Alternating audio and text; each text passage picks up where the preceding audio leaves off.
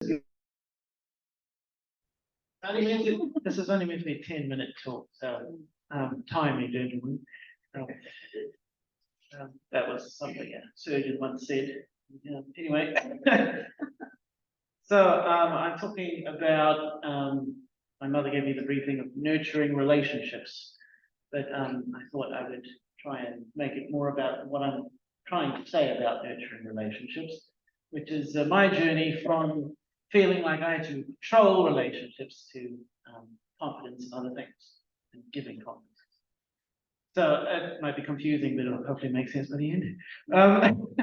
So I thought I'd, start, this is my journey, and start back in high school. And in high school, well, I was homeschooled until the last 2 years of high school, I should say. But once I was at high school, I found a lot of people annoying. And the people I annoying were pushy people, clingy people, arrogant people, and people who were obsessed with things I didn't care about.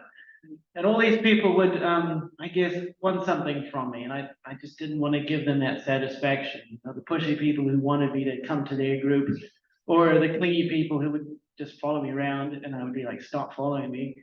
Or the arrogant people that I just didn't want them to be right, and I wanted to do better at them in the class and the subjects. And the people who are obsessed with Windows versus Mac or Lord of the Rings, things that I don't care about. So in all of these situations, I didn't want to give up any control over the conversation or the relationship. And so it was a real blocker for me for being friends with these people. And unsurprisingly, with that attitude, going into university, I didn't ever stop and say, I'd like to be friends with you particularly. I would go along to group things. I'd make lots of friends, but I didn't give anyone else the control of saying, I want to be there for you as a special friend. Special friend sounds weird, but as a special friend. So I came out of uni and I was like, I feel like I've lost everything that I just, thought university was about. Where's my cool stories of friend groups that go and do things? I didn't have what my parents seemed to have in university. So there was a while where I was looking for a church home, and I came along to the morning church I still go to, Mount Albert Baptist, and I kind of saw that there were young adults there that had the squad goals that I have. I don't know if you know what the squad goals means, but it's like a meme for saying, you see pictures on Facebook or Instagram of people with their friends and they're all having a great time. And you're like, where's my squad? And I was always pursuing finding a whole group of friends without ever choosing one. But so I guess I was like in that mindset at Mount Albert, and then because of some events, someone who's running a young adult small group left. We had a meeting, and I was asked along with my brother and another couple of girls to make something happen for the young adults in that church. So my mindset switched straight away from being I need to find something for myself to being like I can start inviting on behalf of the church to events after church for lunch, all of these kinds of events. But I thought that would make me, put me in the middle of the young adults I saw already in the church, who were youth group leaders and having a great time together, and they were sophisticated and, very QE. And instead, the people that I kept finding who needed a home were international students, and it wasn't people that I expected would be my squad.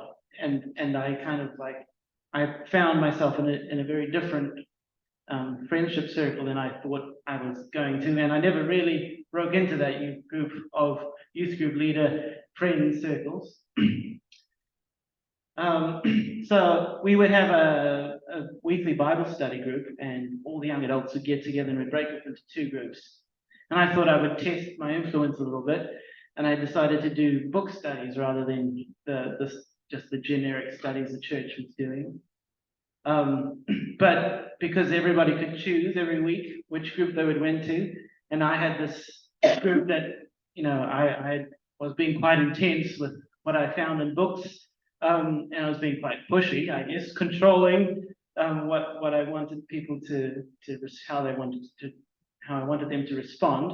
People were opting for the other group, which was having more fun, and so I felt this crumbling a little bit of like I thought I was becoming someone and something, and I saw that going, and that became even stronger a sense when the youth group leaders kind of moved on, and my friends I'd made became youth group leaders, and then they had something that I didn't have, and they kind of grew together as friends that I wasn't part of that. So, and then next point about social sacrifices is we had some guys come into our church from a nearby mental health facility, and they had a lot of issues with them, and they had a wide-eyed fascination with girls as well. And so bringing them along to groups made the girls feel like uneasy, and I had to always chaperone them. And if I was invited to things because I was in this inclusive mindset, I was always inviting them as well. And then I sometimes felt that I wasn't being invited to things anymore because I came with these other guys. So it was a difficult thing for me. Some of these guys had issues with attempting suicide. And last year, one of them did. So you can't. That's another lesson of control, is that you're not in control. You can't save someone by yourself. You have to. Anyway, I'll get to that. I'm not doing well for time. Anyway, so then my last point is going to be around the guy friends that I found now and the compliments I get. Maybe like 6 minutes. Okay, I'm going to move on. Okay, so the expectations, I guess, my expectations were that I could have something for myself. I guess Jesus's words in Matthew that, expecting that people might give up houses, brothers, sisters, mother, father, children, property, if all that is to be given over, maybe I needed to give over my squad goals, and accept whatever God had for me as friends, and not the friends I thought I needed or wanted. And Jesus saying, "Who is my mother? Who are my brothers? Whoever does the will of my Father is my mother, brother, sister." So I think it's quite clear from that and many other verses you can probably think of that our squad is actually the church, and you have to go, "This is my friends."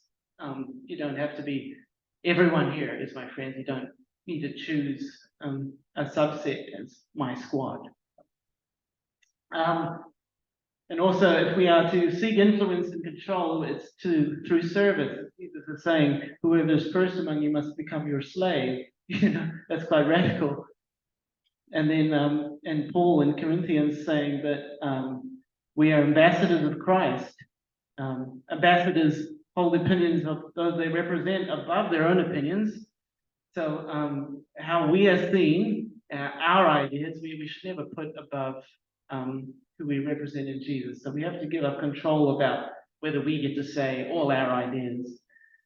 What matters is Christ. So this is all to say that in our salvation, it's always God who has done the work. It's by grace we have saved. Everyone who calls on the name of the Lord will be saved. No one's going it through their own works. And by contrast, the wicked servant in the parable of the talents believes God to be a hard man, reaping where he didn't sow, gathering where he hadn't scattered seed. So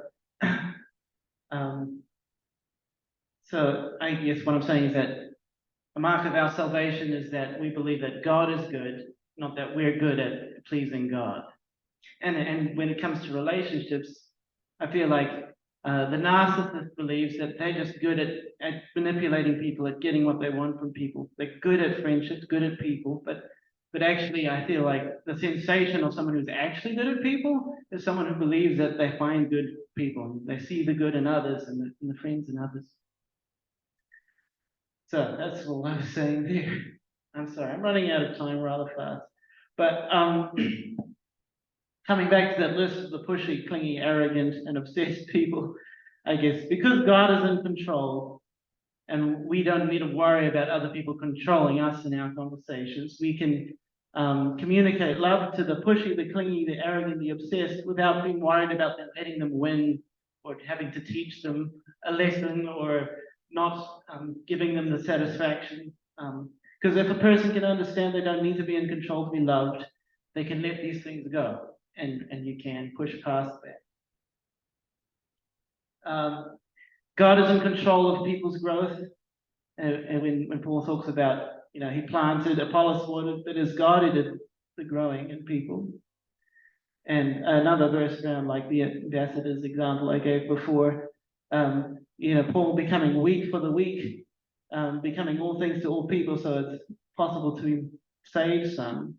We shouldn't be worried about controlling how we're seen by people. Let them misunderstand you, underestimate you, but let Jesus shine through. Can I keep going, or should I stop? Okay.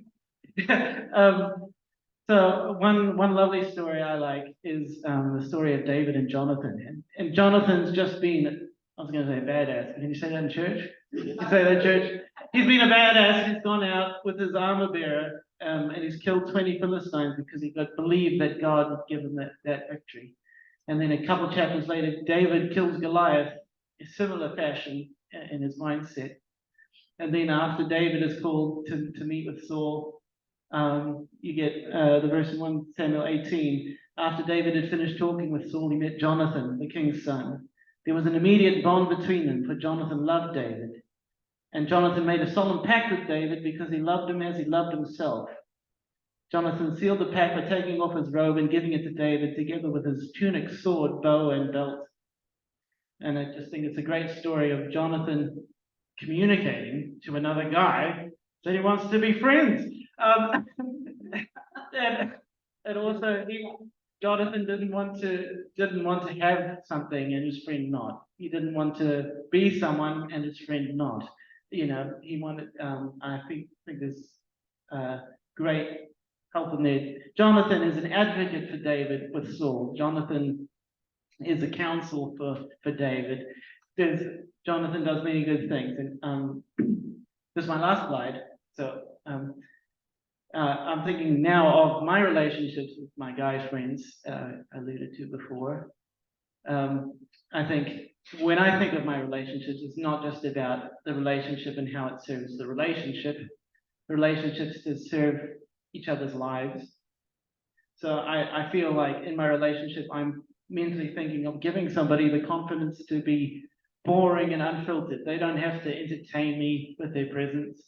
They don't have to just talk about the stuff that's relevant to me. I can learn about their life and their friends and their details, that their worries. I don't need to we don't have to manage the story of the friendship. Like, when you're talking to somebody and they mention something about your life that you don't think you've told them about, and you can't really understand what they're saying because they couldn't possibly know about that. It's because we're psychologically making a story about the relationship. But if we get rid of that story and we just live an open life with people, we can get closer. Anyway, so the confidence to be externally focused is another, as I've kind of touched on that. Confidence to be low maintenance. If they need to go away and work and not feed the relationship, I'm not going to be like, well, where were you? It's over. Yeah. And I guess with a couple of my friends, I'm at a place where they feel comfortable to say, I think you're thinking about this wrong. I think we're in a bad way here, and give some advice.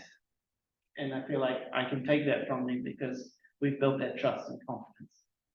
So that's what I had to say, and it's been 15 minutes, but I